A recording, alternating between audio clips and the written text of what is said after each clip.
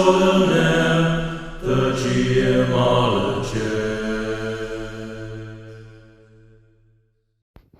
Hello everyone and welcome to the GMologist Presents, a really cool show for you today here on this mini review Monday, an unboxing of a second edition product, reprint from DriveThruRPG. I love that service and I'm glad that they released a lot of these second edition, first edition AD&D products.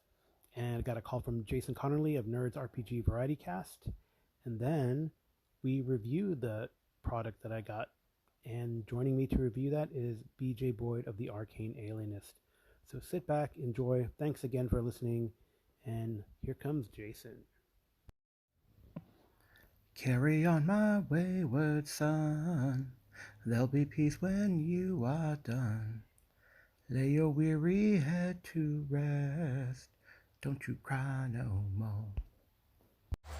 Hey, Carl, Jason here. Just want to answer your question. I'm behind in podcasts, but I'm currently listening to Inferno, your Monday mini review. And I'm really enjoying your Monday mini reviews. Thank you for doing those. I enjoy you talking about the products and your excitement and your desire to get them to your table. And I'm not against pre-written modules. I think it takes a lot of talent and effort to write a coherent module and to get that out there for people. And there's definitely an art to it.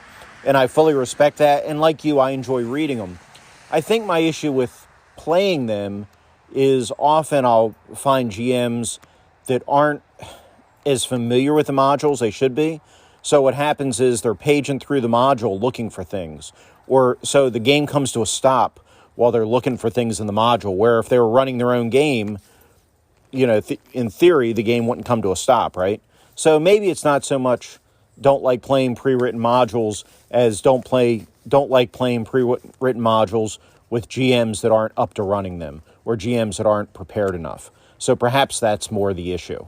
And of course, the idea that, I want to read them and I don't want these things sit on my set. I mean, think about like the Boot Hill things. You bought all that Boot Hill stuff and then I selfishly asked you not to read them because I might use some in the Boot Hill play-by-post game and then the game didn't happen. But during that time frame, you were not reading them at a respect to me, which I appreciate, but you weren't getting the enjoyment of those, right? So that's kind of, I don't know. So part of it's not reading them. It's like D&D. Everybody's, I want to run all the original TSR adventures, but you want to read those too, right? So, I mean, you get to the point where you just have to accept people have read those adventures and they're going to separate player knowledge from character knowledge, and that's okay.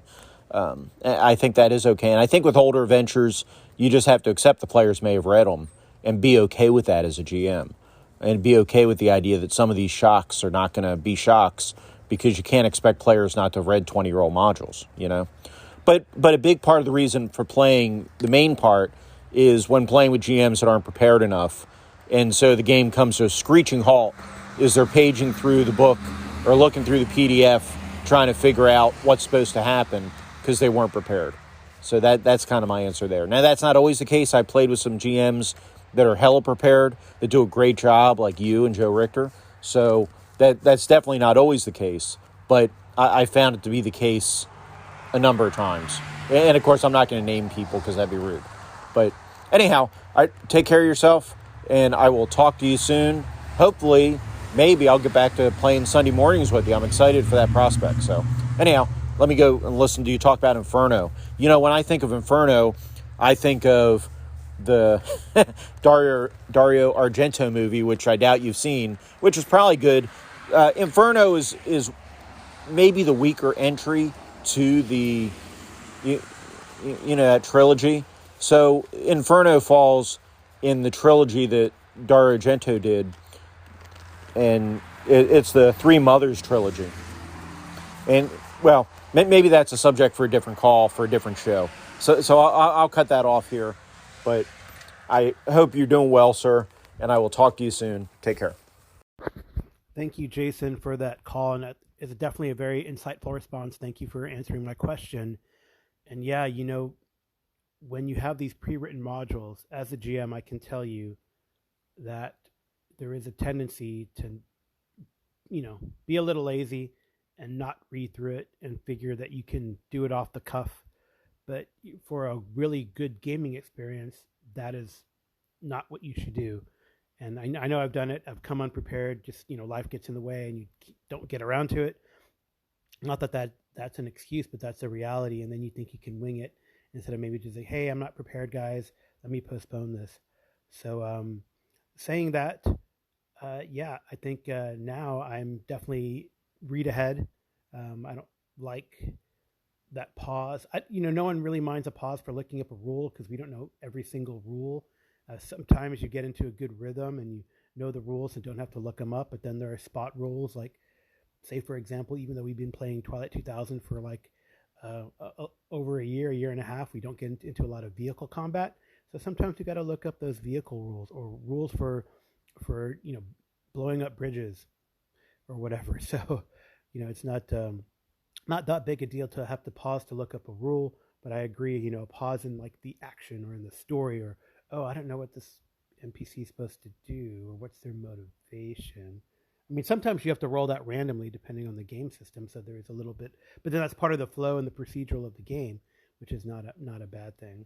So saying that, also in preparation for our Traveler game that's upcoming, I have already read the first adventure that I want to run, and I will probably read it again because there's a lot of details and interesting things, and definitely I know the players are going to go right. So a cool thing about what I've seen about a lot of these Traveler adventures, even the classic ones, they really are just in a way just a location, and here's what's going on in the location.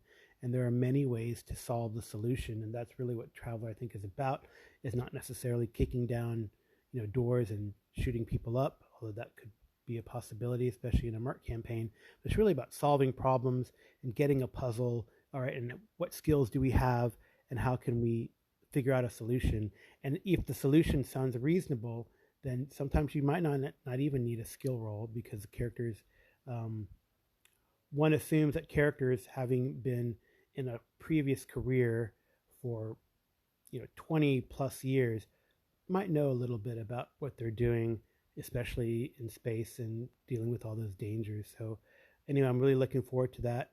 And I think it's the other point was very interesting too, excuse me, about pre-read modules, is that people read them and we should be cool with that. And I think in front of the Kingmaker campaign that we're going to start, I feel like it's because of the holidays.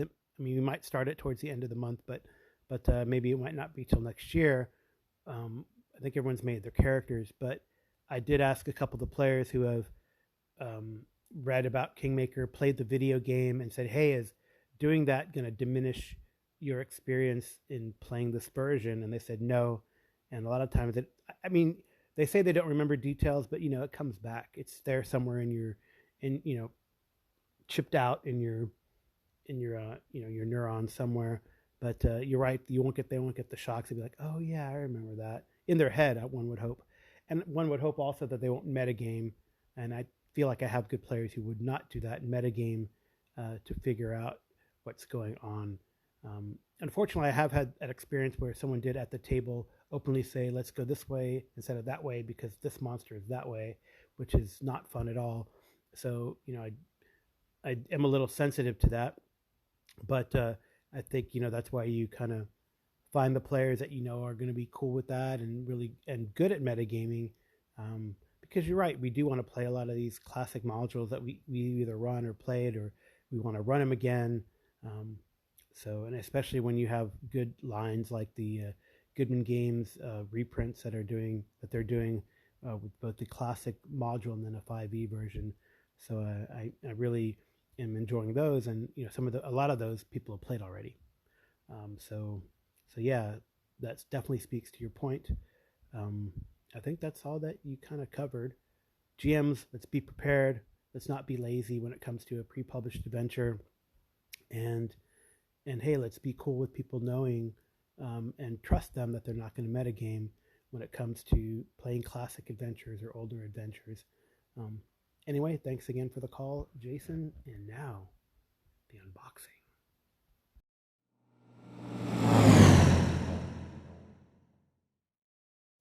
Back here for another unboxing on our mini review Monday. So let's see what this is. This is another package. This is from Lightning Source, and the package is 9.5 by 13 3/4. It's one of those longer envelopes. It's got a rippy thing. It's partially ripped. It could be because it's been sitting around, and it's easy to open. That is the good thing. And what do I got from Lightning Source? It is a reprint of the AD&D 2nd edition Spelljammer Adventures in Space. I'm gonna flip through it and see. Oh, you could. That's cool. I mean, I do lots of nice deck plans. The maps. Well, unfortunately, like the maps are all cut about. But I guess you could figure them out. Yeah, the Rock of Brawl. I think it's another supplement that they recently did. Gray Space, the Spelljammer Mantis ship. But it looks pretty cool, honestly. I love the Holloway covers. Lore Book of the Void, right? So they have Lore Book of the Void. They don't have a general table of contents. They have the Lore Book of the Void. It seems like then AD&D Adventures in Space. I think the concordance, right?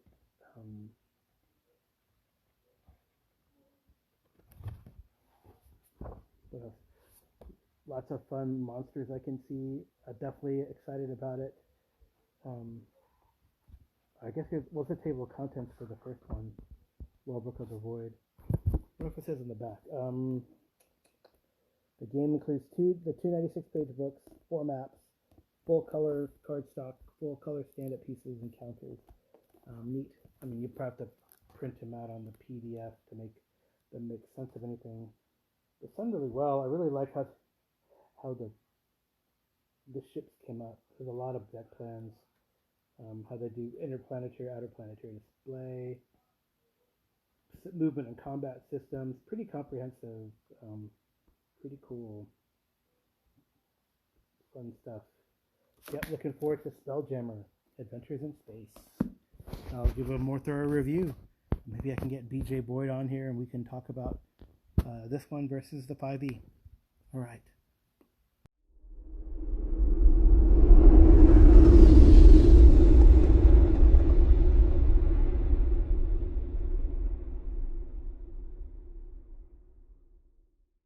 Hello, everyone, and welcome to the Geomologist Presents Mini Review Monday.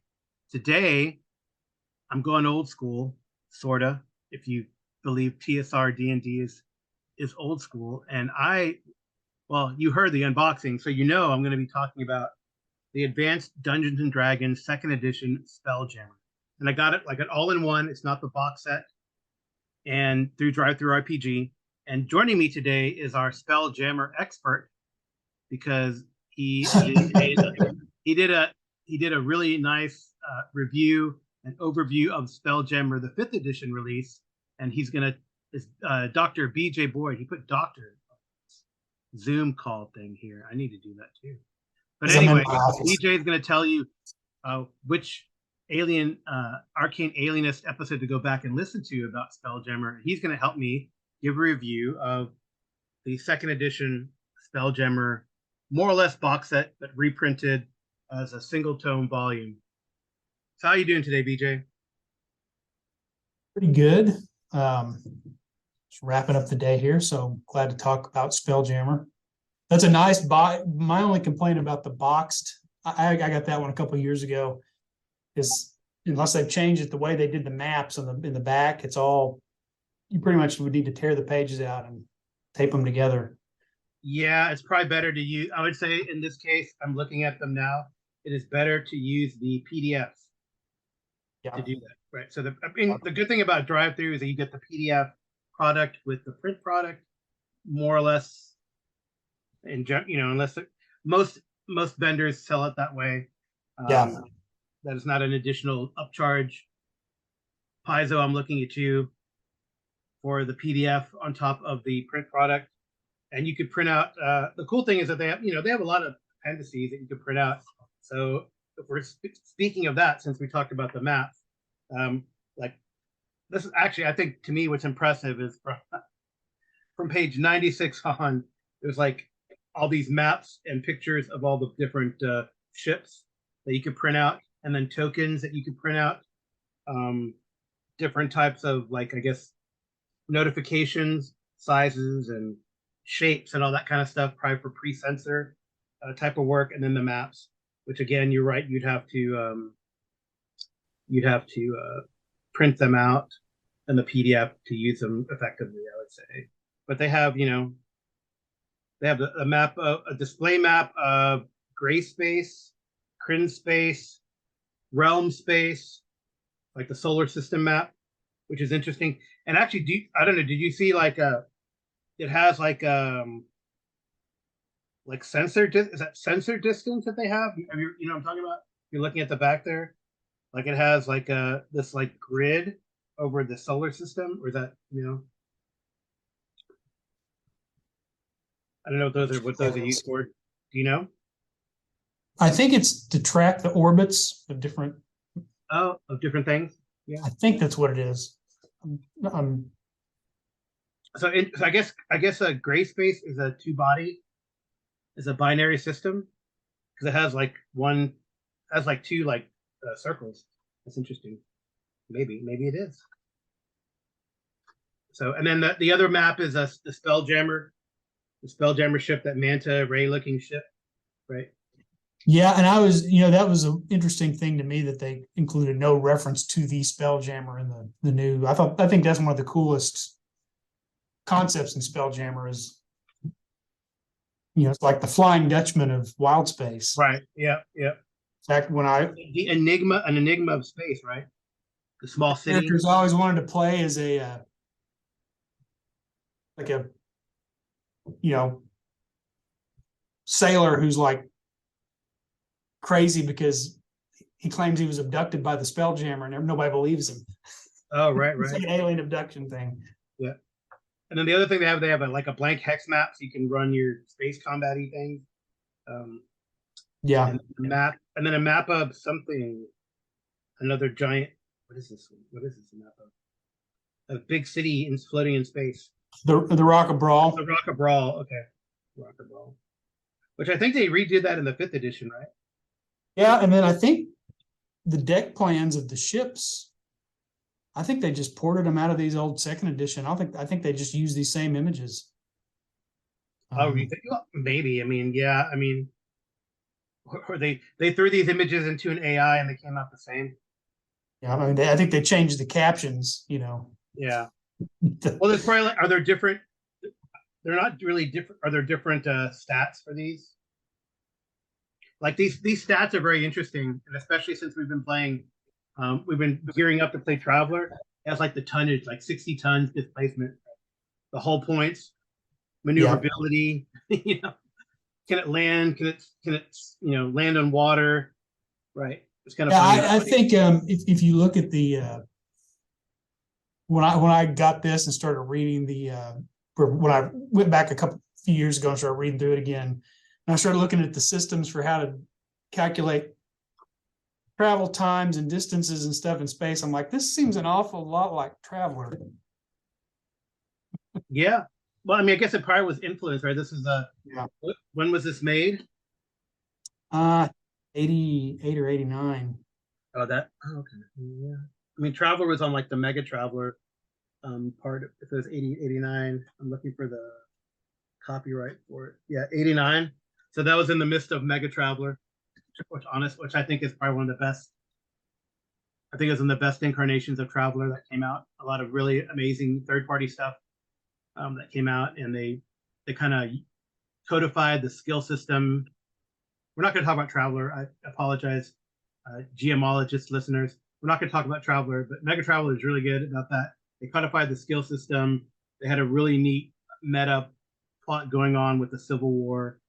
So that's why. And then the products that came out, I think the most unusable but most fascinating product from that era from Mega Traveler was something called Ships of the Imperium. It showed all the ships of the line and pictures of them, battle riders and battle cruisers that you never use in a campaign, really. But anyway, back to Spelljammer. So it's cool. So I think what's neat about this is like as opposed to like the different books. So this is kind of neat because you have the box set, right? Do you have the box set, PJ? I actually have the reprint. Oh, you have reprinting? But it's interesting, like it has a forward, then campaign in space, then Spelljammers, then Spacefarers, and then Known Spheres. So it's not broken up into books, it's broken up into the chapters. Right. So I don't there are two books in there. Right. The first one is the Lore Book of the Void, which is just more Spelljammer lore, I think. Yeah. Oh, yeah. That says two 96-page books. So actually, this book itself is, when I said page 96, I really meant page 192, and then a ton of appendices of handouts for appendices, right? So. Yeah, they've got the Lore Book of the Void, which is 96 pages. Yep. And then the other one is the Concordance of Arcane Space, which I think has more of the mechanics of how you operate ships in space in Spelljammer.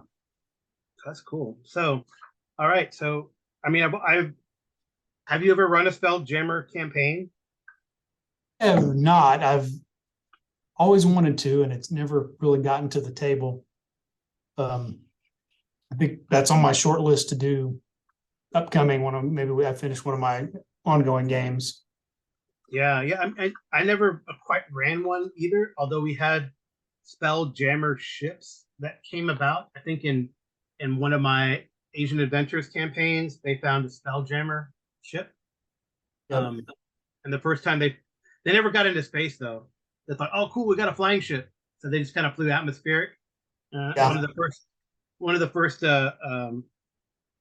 times they used it in travel, they ran into a cloud dragon. The ship got torn apart.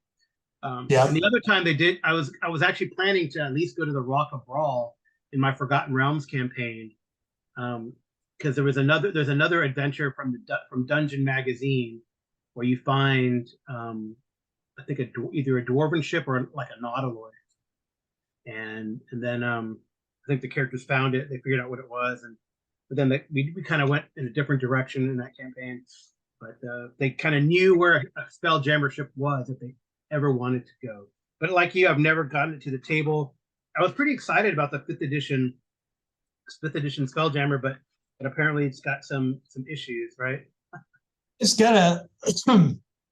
It's missing a lot of content. I think my recommendation would be, even if you wanted to run 5th edition Spelljammer, to at least spend the $10 on the PDF for the 2nd edition box set and look through that, because it has, fortunately, 5th edition is modular enough. Anything that's missing, you can just pull a 2nd edition rules for generating planetary spheres and systems, and if you want to use its ship stats and combat and movement system, then you could. Those are the things that were noticeably lacking in the 5th edition release. Yeah, which is unfortunate. But you're right. It is kind of nice. I mean, and I like the art. I'm a big fan of the art, Jim Holloway's art, and I love. Yeah. They do have the full page spread of, like, Lore Book of the Void, the Rogue hiding from the Beholder, and then and the AD&D Adventures in Space, the Concordance, the pirate, over the Mind Flayer type of thing. So both Holloway and it's all full of, those are the color plates, and then it's full of Holloway art out throughout. Yeah. So all right. So people were wanting to know about it. You said Lore Book of the Void. That is. Lore Book of the Void. That is a campaign Spelljammer. That's like the which one? That's the GM book, right? Talks about it's sort of the setting. It describes like, well, here's what the elves that live in space are like, and here's what the orcs in space are like, and I think it's even got some monstrous compendium. Yeah, it's got monstrous compendium stuff. New monsters. It introduces the GIF Neo G, others. Dracon. I guess they put those half dragons from Space Whales. Oh, Radiant Dragon. Ghidorah. A Drake. What's a Dracon? A Dracon is are they from Kryn Space? What is Draconians. it? They're like Draconians, but with six limbs. Space Beholders, Arcane.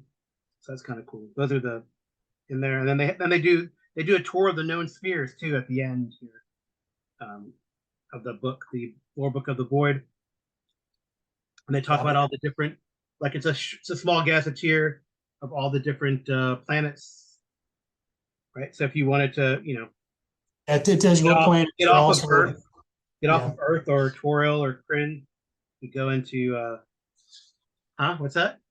Yeah, they tell you what other planets are there besides the ones that are kind of the core campaign settings, and gives you a system how far apart they are from each other, and Right.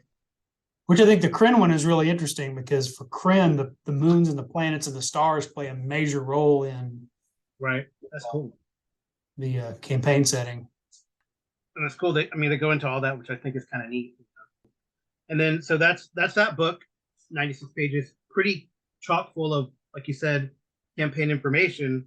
And then Concordance of Arcane Space, the second book. I love the quote here: "Everything you know about space is wrong." Beginning. Yep. And then it has Arcane Space, rules in space, ships, movement and combat, and then celestial mechanics. And then some appendices as well: travel times, planetary displays, the Rock of Brawl, in here too. So, anything that stands out from this book that you can recall? But I think I really like the Concordance of Arcane Space. Just I know I think Spelljammer can be kind of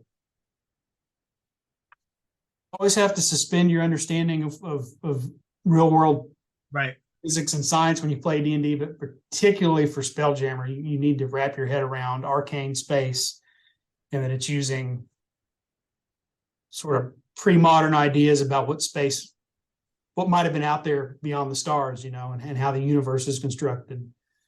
When shells or spheres, they're kind of a firmament around the planet, that people live on. It has so many, like I said, sort of pre-modern ideas about stars in the heavens, and you have to accept that that's real, and that we're going to go into space, but this isn't going to work like Star Trek or even Star Wars. Right. Yeah. They have the phlogiston around the boat, the crystal shells that surround the star systems. And then they have the way that you pilot this is using a helm. And I think they changed all that, didn't they? I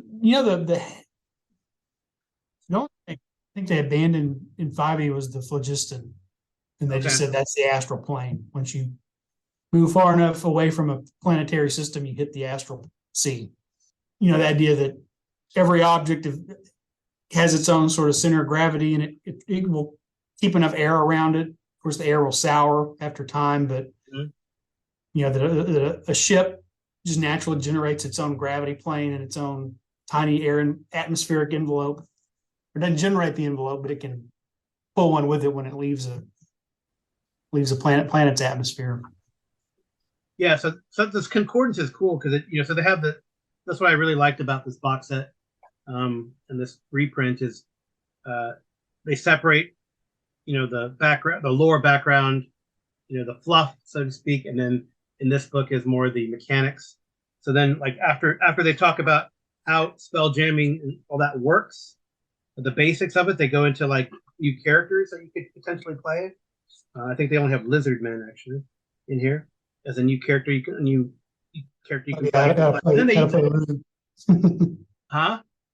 play lizard people. Yeah, lizard folk, right? So that you could play.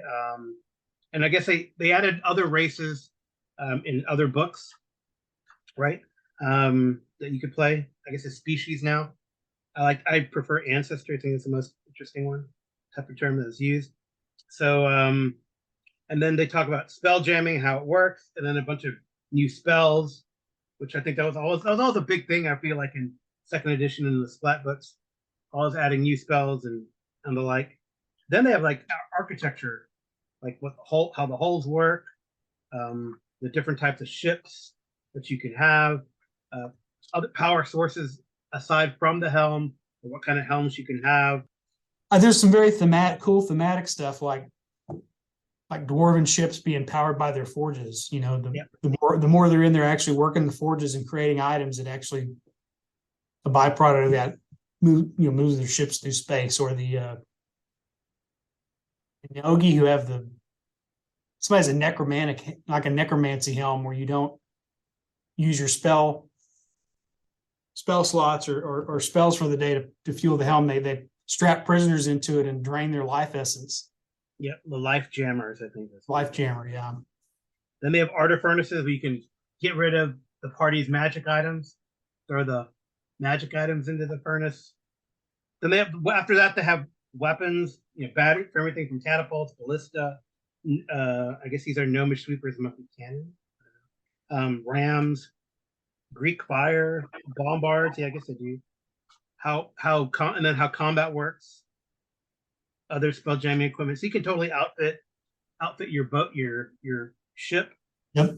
And then after that, it's movement and combat and how that works. So I think a very comprehensive book. You need, I believe, the rules. I can't remember if they're in the monster manual for 2E or the DM's guide, but there's a rule for the maneuverability of flying monsters that you have to do this. It's not reprinted in the Spelljammer, that explains their maneuverability class, which basically tells you movement, ship. How many times an object can change facing in one movement segment. They do reproduce it.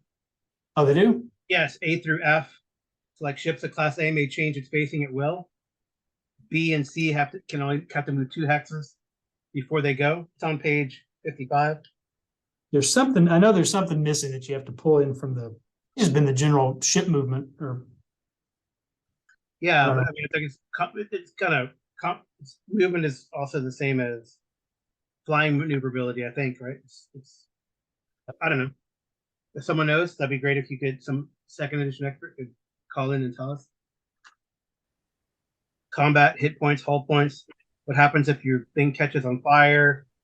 I think it has morale as an optional rule. Ramming speed. All that kind of stuff. Oh, also chases, so pursuit. You're trying to get away. And a little section on rapid resolution of small scale combat, because you probably don't want to roll for every single crewman on board a ship. And then repair, like post battle, how you repair damage, and the like. So I think it's a very comprehensive combat system for spell jamming and running combat in space for a spell jamming type ships. And they also have. What do you think, BJ? Yeah, I think it's like most 2E stuff. It looks a little clunky to the modern reader, but once you kind of wrap your head around it, it makes a lot of sense, and it goes I think it goes real smoothly. It's based on using ships in the water. I'm now they're flying through space, but I guess you do have to envision the ability to move in 3 dimensions. Yeah, in 3 dimensions, I think. Figure that out. And they kind of, I think they, like the maneuverability system probably, I mean, right, when you were to put these on like a 1-dimensional or 2-dimensional grid, right, like a hex map, and then you maneuver them around as if you're dealing with ships. But I mean, there hasn't been a game yet that, even like a very popular game, I don't know if it's as popular anymore as it was a few years ago, but X-Wing, right, it's still a 2-dimensional. Yeah, you bump in if you cross the ship's space on the mat and you hit the ship. Right. Yeah, so stuff like that, we still haven't figured out how to play 3-dimensional fighting ships in space. But I guess there's probably like computer games that might simulate that, but yeah. So then they have like the section after that is like so now we're on celestial mechanics and universe and building your universe. And this is what reminded me a lot of Traveler. Oh yeah.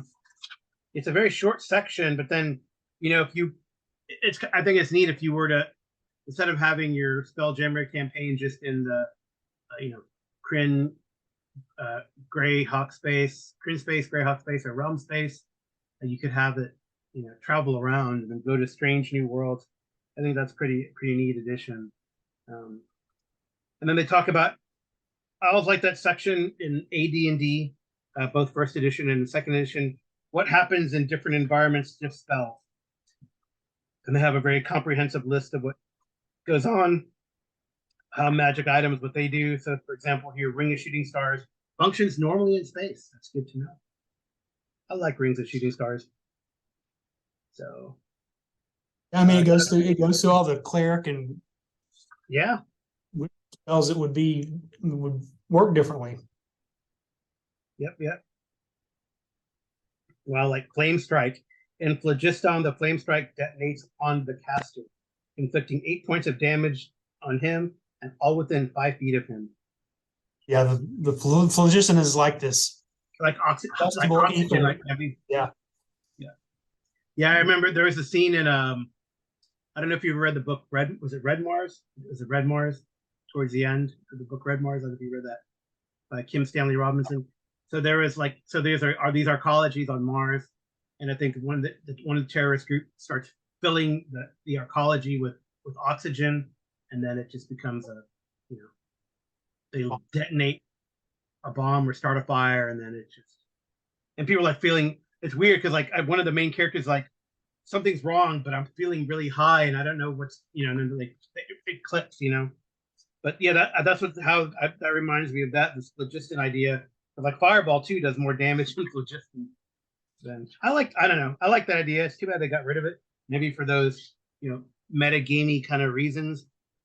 Who knows? You can do back. I think it's easy to put back in though. It is. Probably want to use this as a resource, but you just put it back in. Right. And then now we're back to where we started. We're at the Rock of Brawl. Very short 2-page spread on the Rock of Brawl. And then a bunch of maps. It's actually 3 pages on the Rock of Brawl in the appendix. And then all the wonderful maps that we talked about at the beginning. So that's Spelljammer, AD&D Adventures in Space, the reprint of the box set from AD&D 2nd edition. So when are we getting this to the table then, BJ?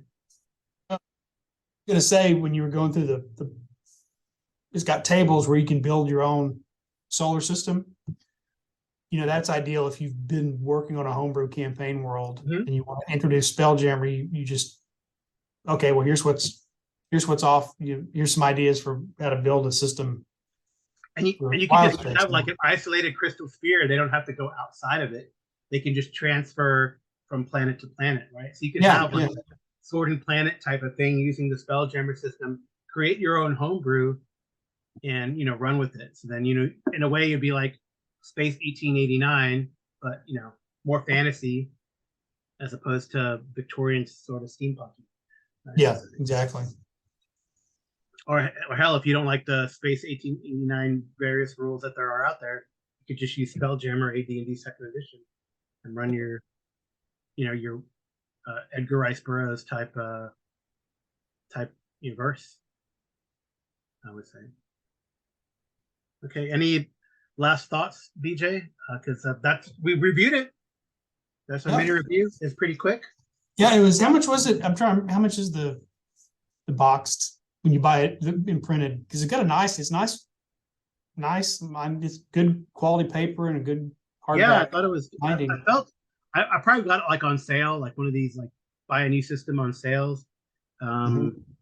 If you can keep talking and give me a minute or two, I can probably look it up.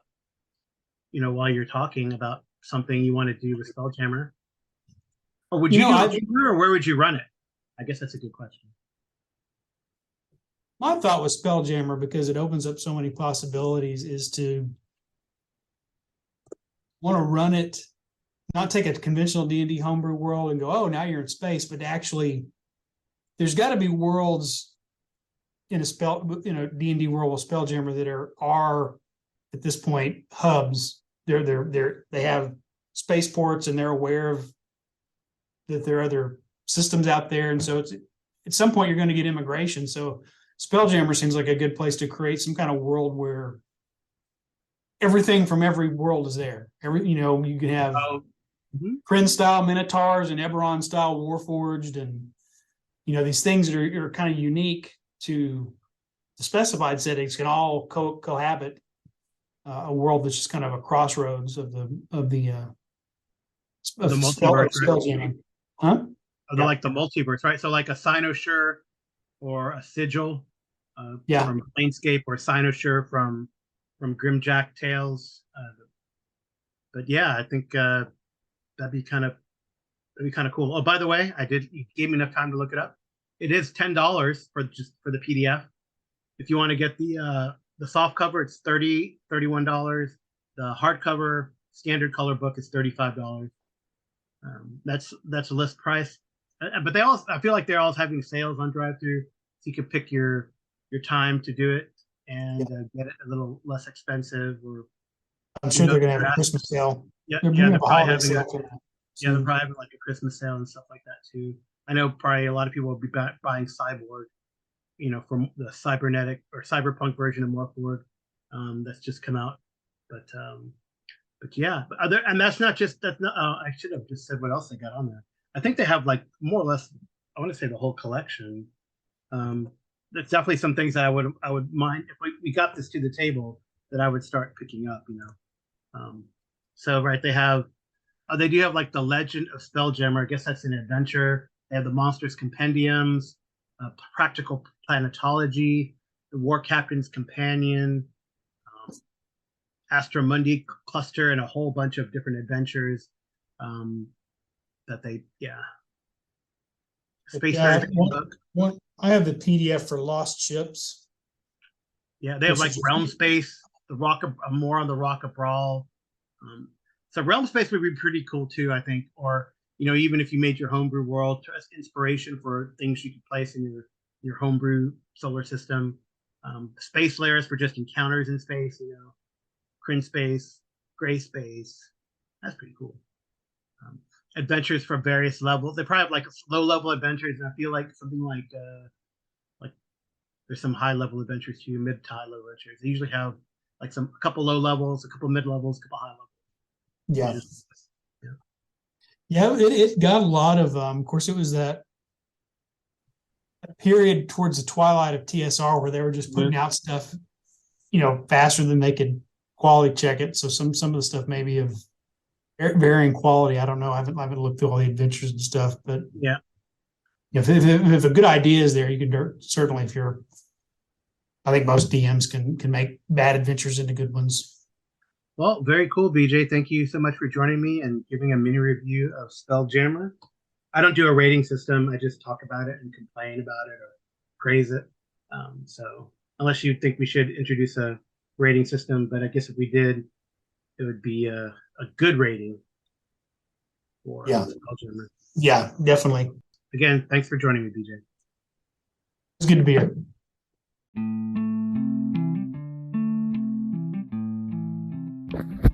Well, that was BJ and I think we had a lot of fun. Thank you guys so much for listening. Hey, if you want to comment on this mini review, you can leave me a message via Anchor on the Anchor website. You can record a message and either send it to me at gmologist@gmail.com or drop it to me as a direct message in any of the Discords or through Discord. And you can also leave me a message on my SpeakPipe account. So again, thank you guys for listening. I hope you enjoyed it. And, well, TJ Drennan does the intro and outro music. Normally, my wife Amy Lee she does a cover clip art that you normally see for Geomologist Presents, but today it's a cover or one of the paintings